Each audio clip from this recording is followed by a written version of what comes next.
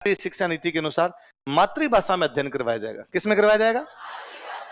मातृभाषा में अध्ययन करवाओगे तो भारत की सारी भाषाओं के अंदर करवाओ, बस हमारे वाली नहीं है, क्योंकि 8वीं अनुसूची में पूरा भारत मातृभाषा में पढ़ सकता, राजस्थान को छोड़ के। राजस्थान मातृभाषा में ऐसा भारत सरकार कहती है कि भाई पूरे सबको, भारत सरकार जोर देती है इस बात पे कि सब मातृभाषा में पढ़ो, मातृभाषा में पढ़ो, मातृभाषा में पढ़ो। इवन अभी मोदी जी का थोड़े दिन पहले स्टेटमेंट था कोई कि मेरी मातृभाषा गुजराती है, लेकिन फिर भी हमें हिंदी को बढ़ावा देना चाहिए। तो ये तो हम भी बोल रहे हैं, हमारी मातृभाषा राजस्थानी है और हम इतने साल से हिंदी को ही बढ़ावा दे रहे हैं।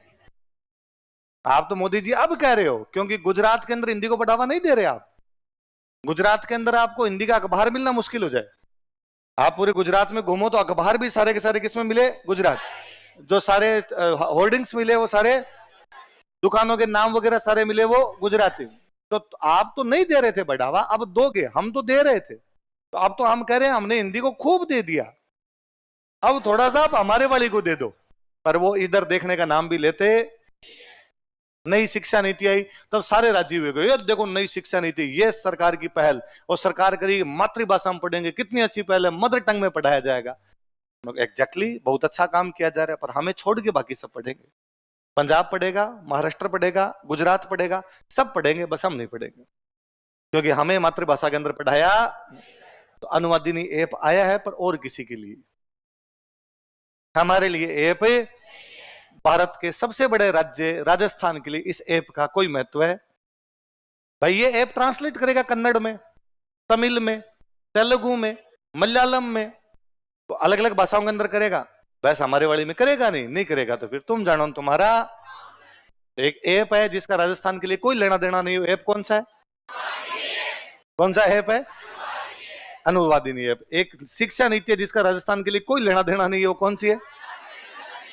उसका नाम राष्ट्रीय शिक्षा नीति है, पर उसमें राजस्थान के लिए कुछ भी। तो राष्ट्र ये मानता है कि राजस्थान को राष्ट्र में शामिल ना किया जाए, तो राजस्थान राष्ट्र से बाहर है। फिर राष्ट्रीय शिक्षा नीति है, फिर तो पूरे राष्ट्र के लिए काम करनी चाहिए, फिर हमारे लिए काम क्यों नहीं करती? वो तो नहीं करती। भारत सरकार ने कहा इस प्रकार की कोई भाषा होती नहीं, जो तुम तुम्हारे घरों के अंदर बोलते हो वैसी कोई भाषा नहीं, तुम्हारे बाप दादे जो बोलते हैं वैसी कोई भाषा नहीं, तुम्हारे जितने अभिलेख लिखे हुए वैसी कोई भाषा नहीं, 47 से पहले के जिनके जो भी पट्टे बने हुए हैं वैसी कोई भी भाषा। लोग कहते राजस्थानी भाषा नहीं है। मुझे 47 से पहले का एक भी अपने मकान का पट्टा दिखा दे जो हिंदी में है, तो या तो मकान छोड़ दो,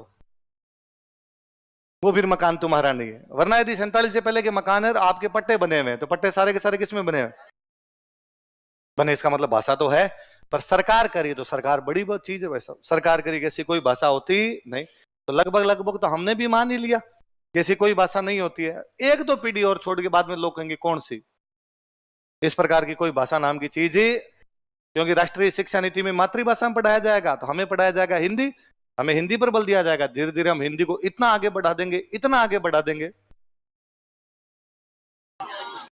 सबसे बढ़िया एग्जाम्पल है कि किसी ने अपना सर्वस्व बलिदान देकर किसी भाषा को बचाया, वो राजस्थान है। अपना कोई पूछे कि हिंदी भाषा के विकास के लिए राजस्थान का क्या योगदान है, कि हमने जीभ काटी, खुद की जीभ काट के हमने साइड में रखी कि हम हमारी बोलेंगे नहीं, हम तुम्हारे वाली को आगे बढ़ा देंगे। इससे ज्यादा तो और क्या किया जा सकता था? तो ऐप कौन सा आपका? अनुवादी। कौन सा ऐप है? अनुवादी।